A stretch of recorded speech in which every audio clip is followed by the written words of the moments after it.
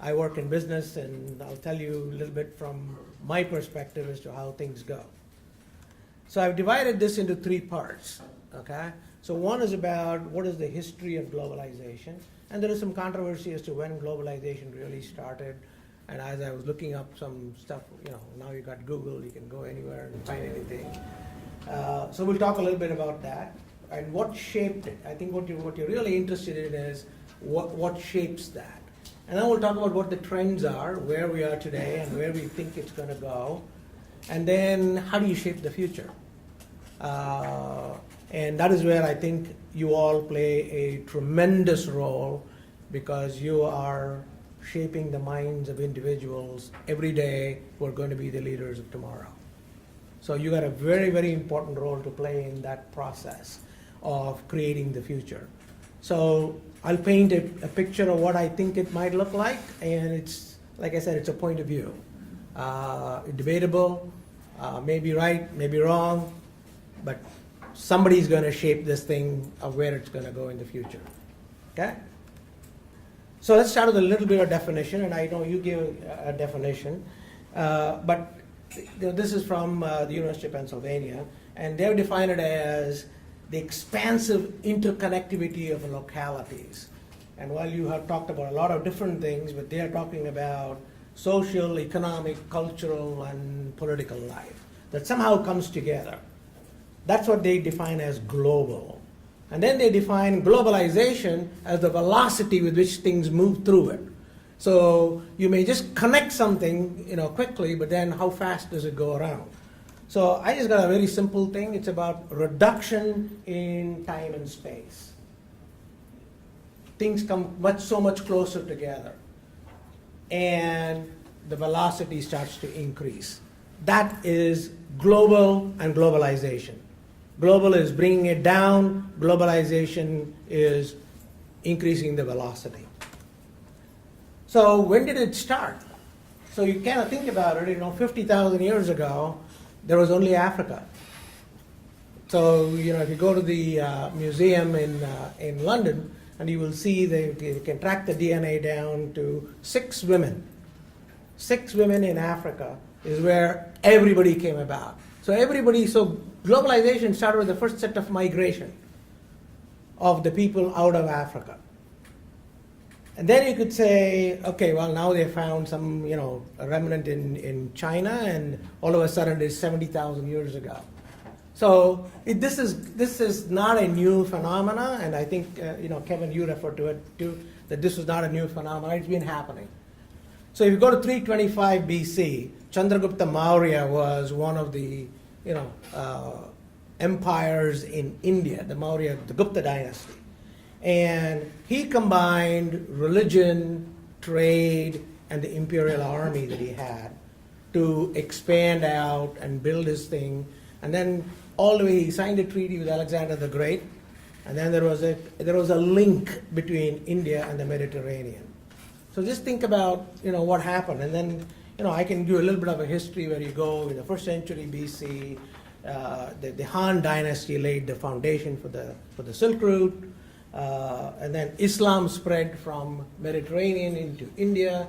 So you can see there's a theme here, a little bit of commerce, a little bit of religion, the medieval world then comes along, and then the first sign of technology with Genghis Khan and all the military technologies that started to develop. Because it was not just mutual, hey, let's kind of do this all tonight and this thing, but there was war, there was a conflict of ideas, and then you go on to the Ottoman Empire, which then linked a lot of Europe, and I think you were talking about how the East and the West kind of got together. But the Ottomans were the first ones that kind of brought that thing together.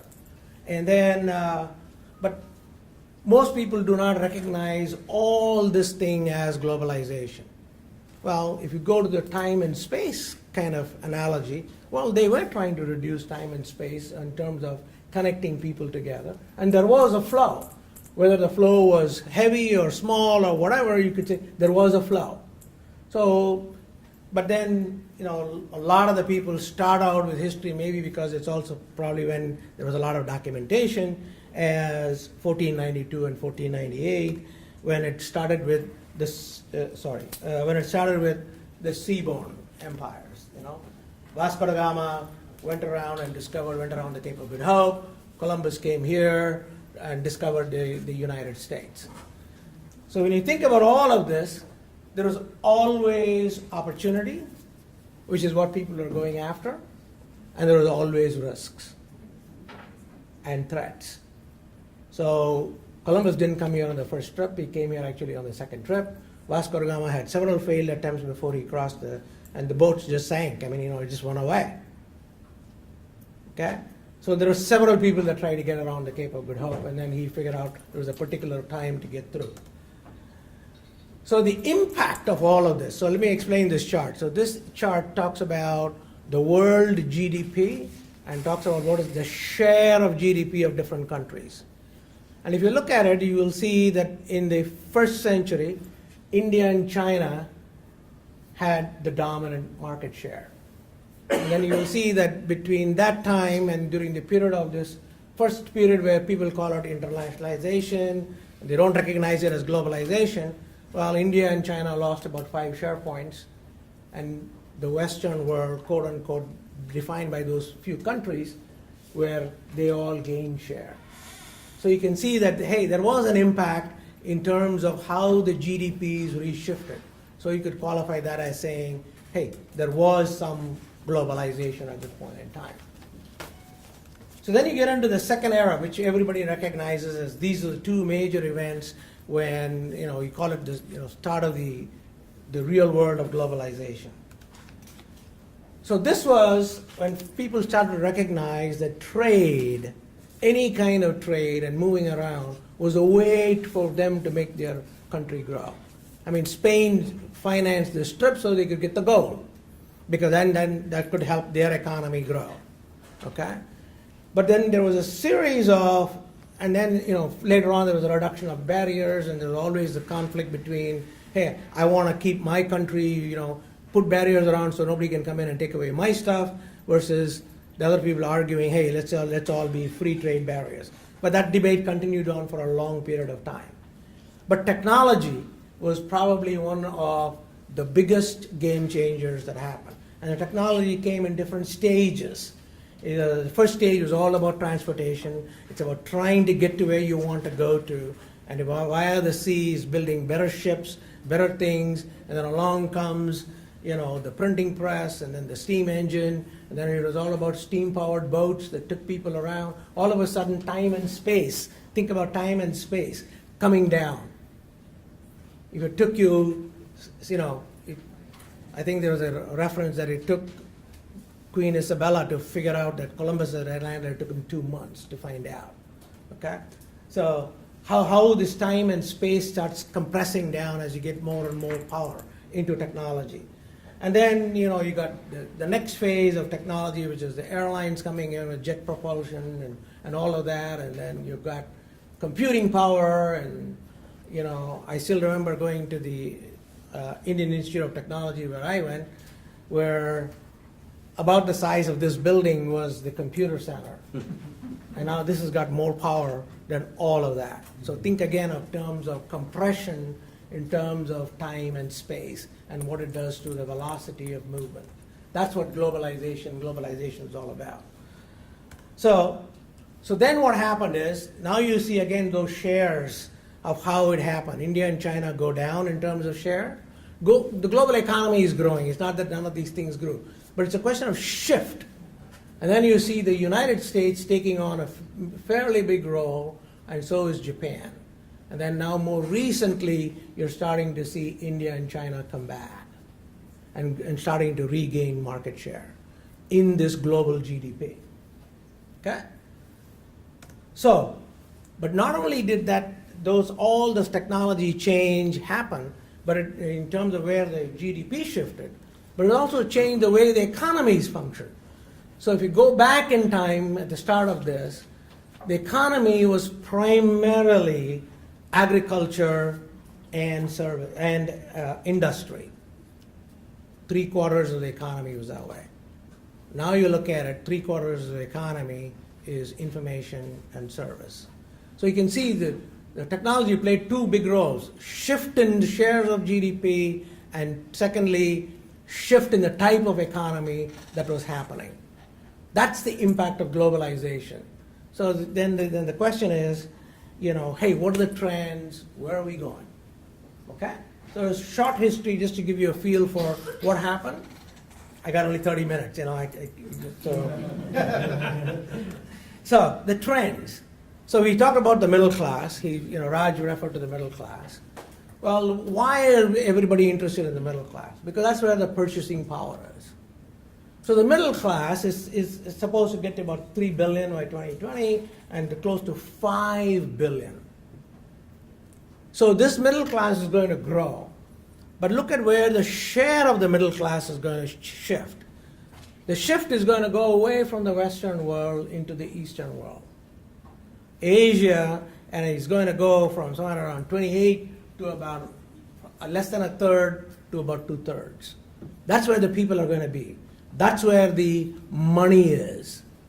So for guys in business, you go where the money is, okay?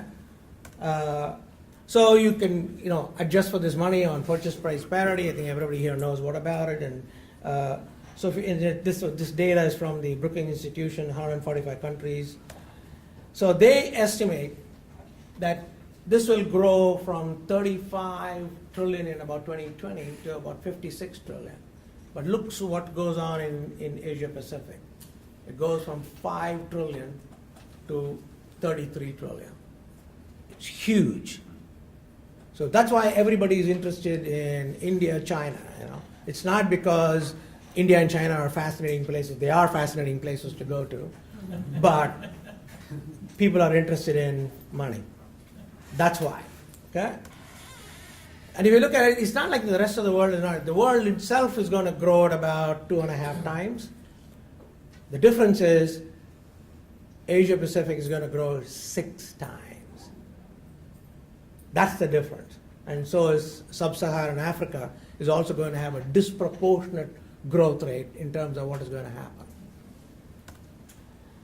So another major trend, so not only are these people moving, where the people are going to be, but people are moving away from rural areas into urban areas.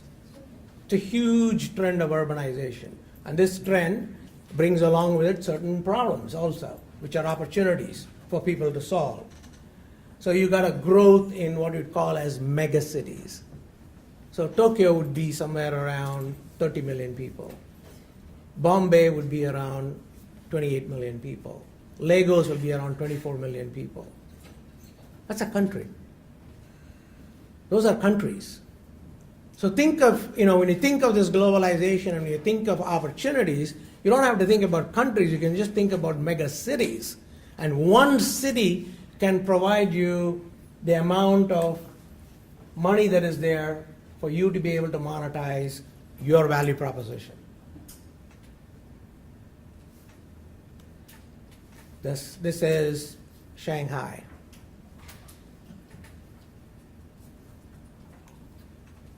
This is Jakarta. You see what goes on there? You've got these big cities, concrete jungles, and you got parking lots, which are supposed to be highways. But it's actually a tale of two cities. Even in these big cities, you have the high rises and the wealthy, and then you have a lot of. So even when you think of of India or China, and you say, well, overall GDP is this because they don't have this purchasing power, you got to get down into segmentation to really understand that there are people in these places that can afford high value added propositions. It's not just about commodities that you're trying to sell. You are trying to sell high value added propositions. So we talked about technology. So let's go about what is going on in technology. This is a very long time span, okay?